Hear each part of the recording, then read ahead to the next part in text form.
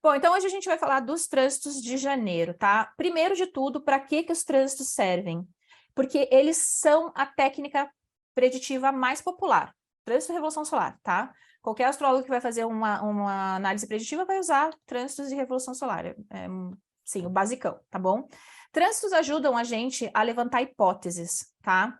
Então, assim, se eu tenho um trânsito de Marte batendo na minha casa 7. Então, eu posso levantar uma hipótese na questão do relacionamento, do padrão das relações. Cara, Marte é um planeta bélico. Então, ele vai ficar retrógrado, né? Uma área de Mercúrio. Então, eu tenho que ficar atento às possibilidades, às vezes, de discussão, de entrar em conflito com alguém, né? Então, serve para levantar hipóteses. E para que servem essas hipóteses? Para depois a gente perceber e gerenciar da melhor maneira, tá? Vem sempre uma pergunta, eu posso evitar? Cara, isso é uma pergunta meio filosófica, tá? Eu acredito que tem coisas que a gente consegue amenizar, mas tem muita coisa que a gente vai percebendo que parece que a gente precisa passar pelos processos, tá bom? Então, aqui é uma questão filosófica, não tem o sim ou o não. A gente tem também a questão dos trânsitos, né? Para avaliar tudo que ativa no mapa natal. Lembra que o mapa natal é a história da nossa vida, é o enredo, é a novela. Então, a gente vai tendo capítulos dessa novela. Então, às vezes está ativando questões de relacionamento, às vezes está ativando uma questão financeira, às vezes vem uma baita de uma ativação de carreira e você, de repente, é promovido, tá? Então, ali a gente levanta as hipóteses e é legal que a gente pode ir fazendo, né, as verificações e ajuda a gente a cruzar os conceitos do nosso mapa para ver as possibilidades, tá? Claro que esse assim, algo mais, digamos, intermediário avançado quando você cruza, mas é importante fazer. Então, a gente vai falar dos trânsitos de janeiro. Então, pelo calendário mundano, aqui a gente começa o ano de 2023. Lembra que, pela astrologia, tá? O ano só começa quando o Sol entra em Áries. Isso é lá em março de 2023, tá? Então, se você vê vídeos da galera analisando o mapa da virada do dia 31 para o dia 1º, astrologicamente aquilo não faz muito sentido porque não muda o ano.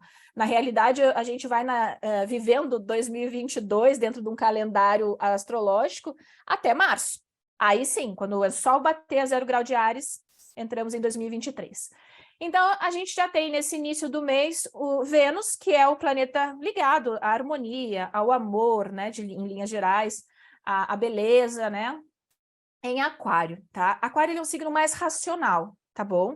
Então, é interessante observar as áreas de Touro também e de Libra, porque pode trazer uma racionalização, acho que é assim que se fala, né? Uma razão maior para essas áreas, tá? Vou dar um exemplo geral aqui para a gente entender. Digamos que eu tenha a área de Touro na casa 2, que é a casa do dinheiro. Quando Vênus entra em Aquário, ela está conectada lá com a casa 11, então pode ter uma correlação de ganhos e benefícios em relação até ao seu dinheiro, tá? Traz uma questão mais lógica. Por exemplo, estamos bem no início do ano. Excelente momento para você olhar para suas finanças e dizer, opa, peraí, aqui eu preciso ter mais responsabilidade. Lembra que essa Vênus, ela está à disposição ali de Saturno, tá? A gente pode, claro, de uma maneira geral, ter questões ligadas a mulheres femininas, mulheres, né, ou feminino, em hierarquias maiores dentro de um sistema onde a gente está inserido, tá? Social, político, econômico, tá bom? Às vezes pode ter algum assunto também que fica, digamos, tem uma pauta maior sobre isso, tá? Aqui, por exemplo, onde você tem Aquário, poxa, você está recebendo uma benéfica. Você está numa profecção, né? O seu signo ativo é Aquário. Observa essa semana, às vezes tem a harmonização de alguma questão ali, vai que você tem Aquário na casa 7, né? Ou algum acordo, né? Vênus traz muito esse poder de conciliação.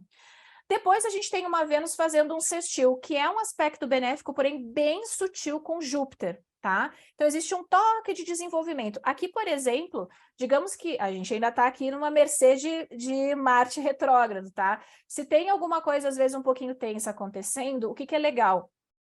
Uma iniciativa para conciliar, tá? Nós temos dois benéficos se comunicando de uma maneira bacana.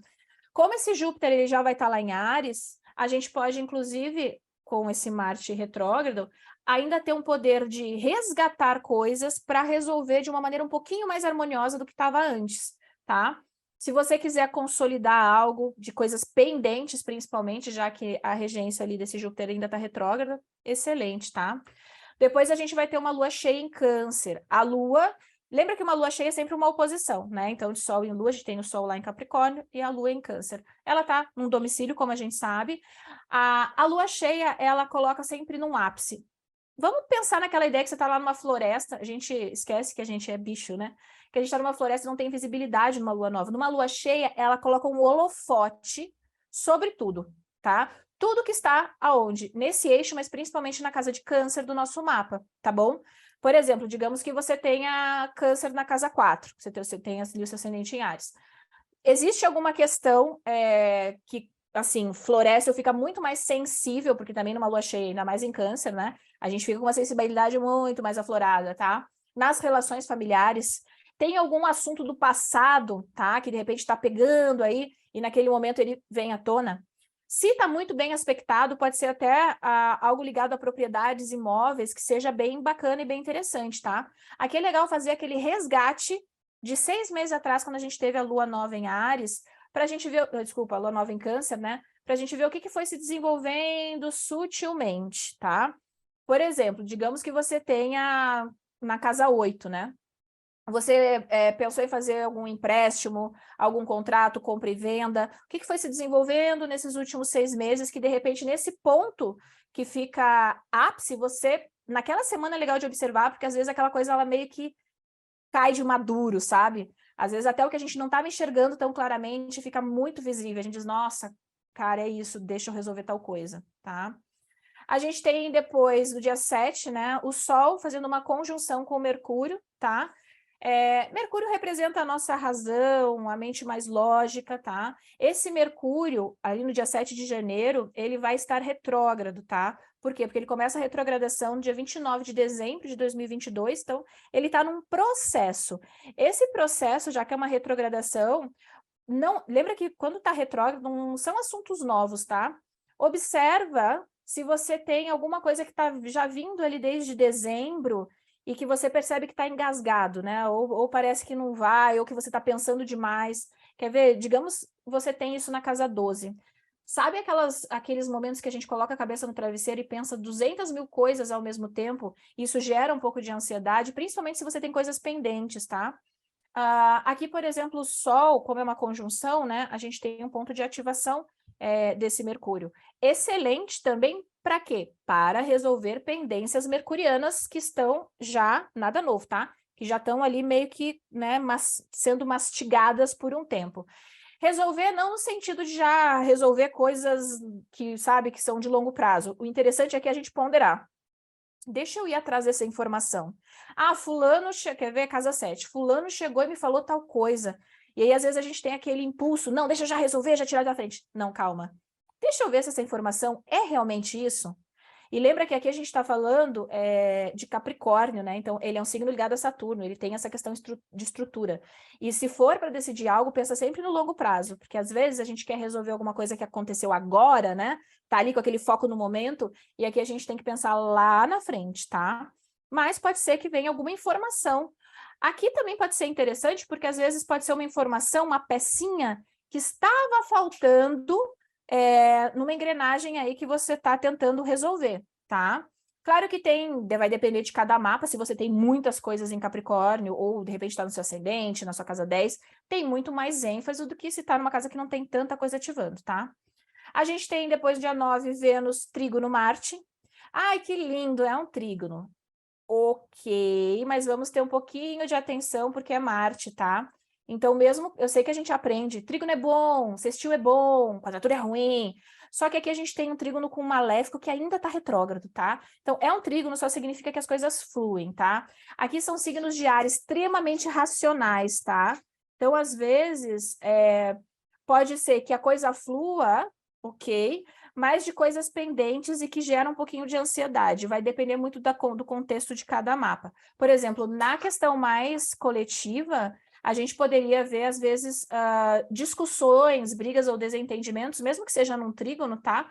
Com mulheres ou com uma questão mais feminina importante, né? Ou também, às vezes, uma divergência de opiniões, mas como é um trígono, a coisa tende a fluir, tá? Depois a gente vai ter, então, esse Marte, que volta para o movimento, né, direto de Gêmeos, tá? Então, ele vai retrógrado até o dia 12. Só que lembra que não é assim. Dia 12 ele volta para o movimento direto e daí pronto, tudo acabou. Existe a tal da sombra, tá? Que a gente vai levando até março, tá bom? Mas ali ele já faz o movimento, opa, parou, agora deu, vamos fechar todos esses assuntos que a gente tratou desde o início da retrogradação lá de outubro, tá?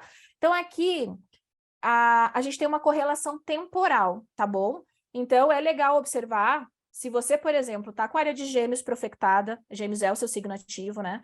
Se você tem Gêmeos ou muitos planetas em Gêmeos, Gêmeos no ângulo, né? Sei lá, principalmente ascendente e meio de céu, mas você tem muita coisa em Gêmeos, por exemplo. O que começou o que você percebe, por exemplo, de final de outubro, tá? Até aqui, que você teve que reavaliar, ou às vezes um assunto que parece que ele vai e volta, sabe? Ele tá sempre ali. Agora, essa questãozinha, ela pode começar a, pelo menos, andar um pouco mais rápido, e aí, a partir de março para frente, é outro cenário, a gente fecha a conta aqui dessa retrogradação de Mercúrio, tá? Outro ponto dentro dessa retrogradação que é legal a gente entender, esse Mercúrio entrou no signo de Gêmeos quando lá em agosto. Então, quando o planeta entra no signo, ele já meio que mostra para que ele veio, tá? Então, às vezes, pode ter situações que começam em agosto e elas vão até andando, né? E ali, a partir de outubro, pode dar uma emperradinha, tá? Começa a andar mais devagar, ou um assunto, poxa, achei que isso aqui ia se resolver rápido, volta, tá? Então, só para a gente fazer essa análise temporal. Pode ser que algumas pessoas olhem isso e dizem, nossa, não percebi nada, tá? Por quê? Trânsitos acontecem aos montes sempre, tá? A gente tem que ver o que tá ali em cada mapa, porque tem mapas que tem essa parte mais sensível, outros tá melhorzinho, né? Depende do ano também, tá? Se você tá com a profecção de Gêmeos, dá uma retomada lá e tenta ver o que começou a aparecer. Se você for, claro, mais avançado, também cruza com o que Marte representa no seu mapa, que é tudo que comanda, né, na área de Áries e na área de Escorpião, tá? Aí depois a gente tem o Mercúrio, que também vai voltar logo em seguida para o movimento direto em Capricórnio, tá? E que isso é interessante, lembra que esse Marte, ele deve, né, reverência aí, permissão, para esse Mercúrio, tá? Então, mesmo que o Marte ele volte para o movimento direto, o Mercúrio ainda está retrógrado em Capricórnio. Então, pode ser que as coisas comecem a se resolver ou andar mais rápido, tá? Mas ainda tem uma questão capricorniana ali. Lembra que a gente tem isso regido por Saturno. Às vezes pode ser até uma retomada de responsabilidade. Quer ver? Eu vou dar um exemplo bobinho, mas é só para entender. Às vezes a gente tem coisas que a gente delega, né? Ah, então tá, fulano tá fazendo isso. Aqui chega um momento que você diz assim, cara, alguém tem que resolver. E aí quando começa a andar, você diz, então tá, agora sim é o momento deixa eu começar a resolver isso. Por quê? Porque senão pode dar, às vezes, uma encrencazinha lá na frente. Saturno, ele olha no longo prazo. E lembra que, como ele tá ainda em aquário, é muito de quebra de paradigmas. Da gente ver, até então, o que tá funcionando e o que não tá. Não tem sentido lógico pro signo, né, de aquário, na modulação dele, continuar fazendo coisas que não fazem mais o menor sentido, ou que a gente não se identifica mais, ou que não traz resultado, né? Ou às vezes até que traz resultado, mas você diz, nossa, aqui já deu, já não tem mais a ver comigo, tá? E lembra, isso pode estar na área de relacionamentos, pode estar na área do trabalho, tá? Então, essa viradinha ali vai ser interessante da gente observar, tá? Porque às vezes é muito literal, dependendo do mapa que a gente avalia, tá? Bom, depois a gente tem o Sol ingressando em Aquário, então esse Sol ativa, né, todas as questões aquarianas também. Aqui, o Sol, ele é muito sutil, tá? Porque o Sol representa a nossa verdadeira individualidade. Quem a gente é em essência, tá? Ativa o signo de Aquário, o que é legal fazer aqui de reflexão? Na área de Aquário, o que eu me identifico e o que não me identifico? O que faz parte de mim e o que não faz mais parte de mim, tá? Por exemplo, se você tem Aquário aí na sua casa 10, existe uma conexão digamos, de percepção sutil em relação às questões solares também. Então, se o Sol representa lá sua 4, pode ser, mesmo que passando pela 10, tem alguma questão de propriedades, imóveis, família. Sol representa também, claro, a figura paterna, figuras de autoridade, né, importantes na nossa vida, tá? A gente tem um Sol aqui que vai se conectar direto com Saturno, que está, inclusive, no próprio signo de Aquário, e a gente sabe que Sol em Aquário ele tem uma debilidade, tá? Aqui pode ser um momento de amadurecimento muito grande para a área de Aquário do nosso mapa. Aí cada pessoa tem essa área em algum lugar. E lembra que o mapa representa pessoas na nossa vida. Então, por exemplo, eu tenho Aquário na casa 3, às vezes a gente está olhando para a gente, pode ser uma situação com o irmão, que o irmão está passando, a irmã está passando também, tá? Bom, depois a gente vai ter a lua nova em aquário, e aí é legal porque essa lua nova ela tem um processo de 6 meses de desenvolvimento, tá? Então, você pode pegar a área de aquário no seu mapa, inclusive, ver como que você quer desenvolver ela nos próximos 6 meses. Quer ver? Nesse exemplo da casa 3, você tem algum negócio local, tem algum tipo de ensino ou de curso rápido que você queira fazer? Você consegue projetar para os próximos 6 meses como que você quer essa área desenvolvida na sua vida, tá? Como é uma lua nova, lembra que a lua nova ela não tem luz, é mais um momento de recolhimento, de percepção. Eu brinco que aqui é um bom momento para você ficar ali, nesses 3 dias de lua nova, né? Ficar ali fazendo, né, essas anotações, poxa, tá legal assim, o que eu posso mudar? Que tipo de paradigma eu preciso quebrar, né? Porque a gente ainda está falando de um Saturnão ali em aquário. Mas é um processo, às vezes, até mais interno e não tão visível, tá? Como a lua nova. Então, a gente tem um ponto muito mais mental, reflexivo, e depois a gente vai desenvolvendo ele por 6 meses e culmina com a lua cheia em aquário depois de 6 meses, tá? Eu uso as lunações longas porque eu acho que tem um ciclo que é um tempo hábil para você realmente manifestar ou realmente colocar alguma coisa em prática, tá? Bom, depois a gente tem uma Vênus-Saturno, dia 22, e também no dia 22, né, a gente tem um Urano movimento direto aí em Touro, tá?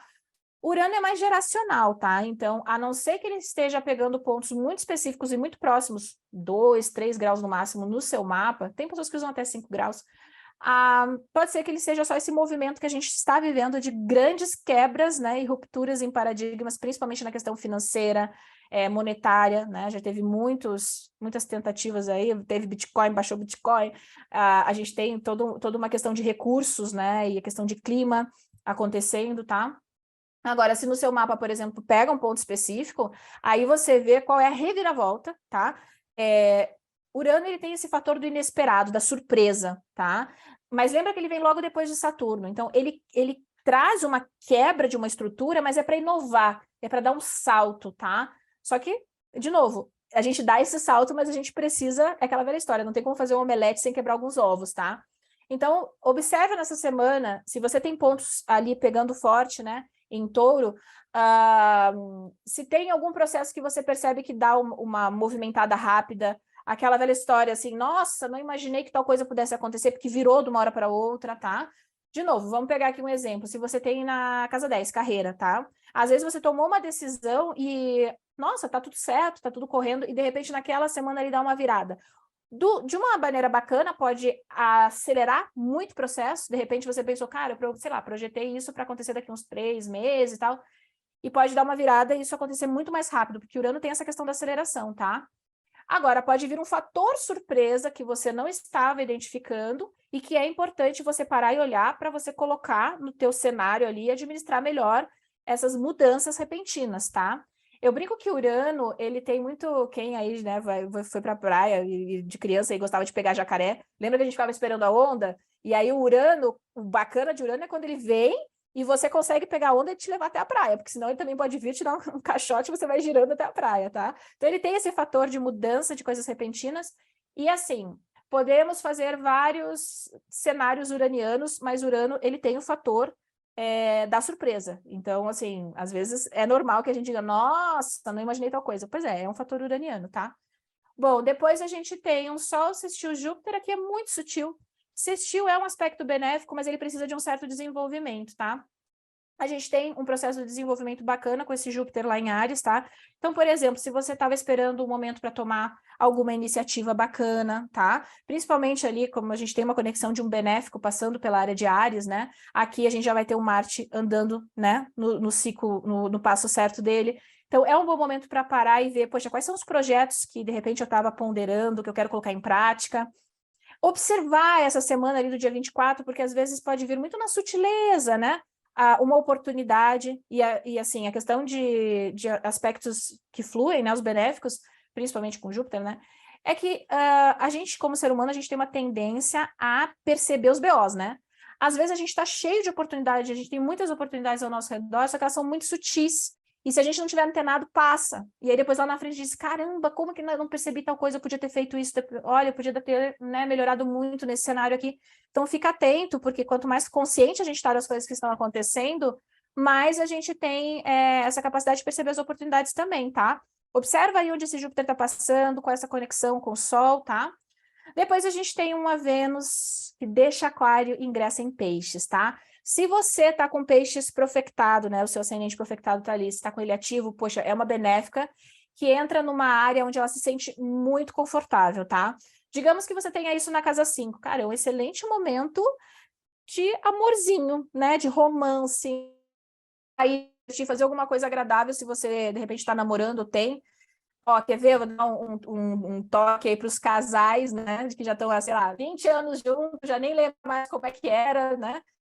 O resgate da paixão, né? Ou tentativa, pelo menos, vem pela casa 5, porque não existe a casa 7 sem a casa 5, tá? Então, por exemplo, se você tá com isso ativo, poxa, é um bom momento para pegar e fazer alguma coisa que dê prazer, relembrar, né? O que conectava vocês, tá?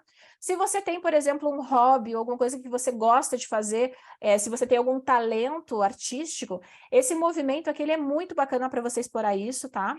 A gente tem também depois um Sol aí já quadrando o nó do norte, tá? Os nodos, eles têm uma conexão de desenvolvimento. Eu não uso as questões de karma, dharma, missão, reencarnação. Aqui eu uso muito assim, são coisas que a gente precisa desenvolver e que não são tão fáceis, tá? Porque a gente tem uma tendência a ficar lá no nosso nó do sul, tá? Então, uma quadratura com o Sol, lembra que o Sol é a nossa verdadeira identidade, tá? Então, essa quadratura com os nodos, às vezes, pode nos levar a enxergar algo que precisa ser desenvolvido, mas que a gente não estava, às vezes, tão ciente, tá? E aí é interessante, às vezes pode ser uma quadratura, né? Então pode ser um momento tenso, mas a gente enxerga para resolver, sabe? Para dizer, ah, tá, peraí, eu estava esquecendo disso, deixa eu ir resolver tal coisa, tá? Aqui a gente tem uma conexão interessante, por exemplo, para quem tem o nó do norte em Touro e o nó do sul em Escorpião, tá? Porque aqui está ativando um processo que já vem sendo mexido, entre aspas, desde na realidade do final de 2021, mas com muita ênfase desde março, abril ali de 2022, tá? Um processo de mudança que vai acontecendo por 18 meses e vai 23, tá? Olha aí para o que você tá assim fazendo com os recursos que você tem. Não fica esperando o momento certo, a hora certa, tá? É meio que você já ir colocando em prática o que você tem na sua mão para ver se está te dando resultado também, né? Ou não, para você fazer um movimento que seja importante para fazer um ajuste, né? É muito mais fácil a gente fazer um pequeno ajuste do que a gente deixando, e aí chega um momento, por exemplo, numa quadratura de Sol ali, que a gente enxerga, putz, agora eu vou ter que, né, trabalhar aqui, o negócio é muito maior, é muito mais trabalhoso, tá? E depois, no final do mês, a gente tem um Sol Trígono Marte, tá? Então, aqui é um aspecto bacana, porém, vamos lembrar que a gente tem um Sol Trígono Marte, e esse Sol aqui, ele conecta, então, também com o Maléfico, tá? Pode ser bacana, principalmente para pessoas, por exemplo, que têm posições de liderança, né? Os que estão dentro de sistemas em que tem decisão de comando, por exemplo. No seu mapa, se faz um bom aspecto, por exemplo, com a área de carreira e de trabalho, às vezes pode ser um momento importante, inclusive se você tiver uma profecção aí, em que alguma situação te coloca numa posição de evidência e você, aproveitando, você se posiciona, tá? Então, quem tem, de repente, esse trígono aí ativando, o que é legal? Que eu vou dar um exemplo também prático, vida real, né? Você tá lá numa reunião de trabalho, tá? E alguém te pede uma informação técnica aqui, porque lembra que a gente está falando, né, de signos de ar aqui. Então, alguém te pede uma informação técnica, que geralmente você diz, às vezes a gente não quer se posicionar, dependendo da equipe que tá. Não, não, fala o valor técnico que você tem de conhecimento. Se posiciona, diz, olha, eu, pelo meu entendimento, pela minha expertise, pelo que eu já estudei, coloca a base dos dados que você tem para dar a sua opinião, porque ali é um ponto que pode ter um reconhecimento, tá? Agora, lembra que é um trígono com Marte, às vezes pode ter alguém que vai ali dar aquele cutucãozinho que é só para espizinhar, né? Então, aí você vai fazer o quê? Você vai lembrar que é um trígono e você vai respirar e você vai dizer, não vou entrar na treta alheia que não é minha, né? Então, aqui, o que é legal da astrologia? Eu sei que a gente tem essa visão um pouco hollywoodiana, né? Tipo, grandes feitos, né? Agora eu tô com um trígono, né? Com o meu ascendente de casa 5, eu falei, nossa, esse ano eu ganhei na Mega Sena. Brincando, na realidade as coisas são do dia a dia e pode ser um grande guia para ir nos auxiliando, mas para isso a gente precisa conhecer o nosso mapa, porque para cada pessoa é uma coisa diferente, tá? Nós temos, claro, numa questão coletiva, né, de astrologia mundana, esses assuntos aqui, eles permeiam muitas coisas dentro de sistemas políticos, econômicos, sociais, que depois vai combinar muito de março para frente, tá? Mas vamos focar no que a gente tem de poder na nossa mão, que na realidade é as nossas decisões em relação à nossa vida, né? Que ainda assim já são bem difíceis, tá certo?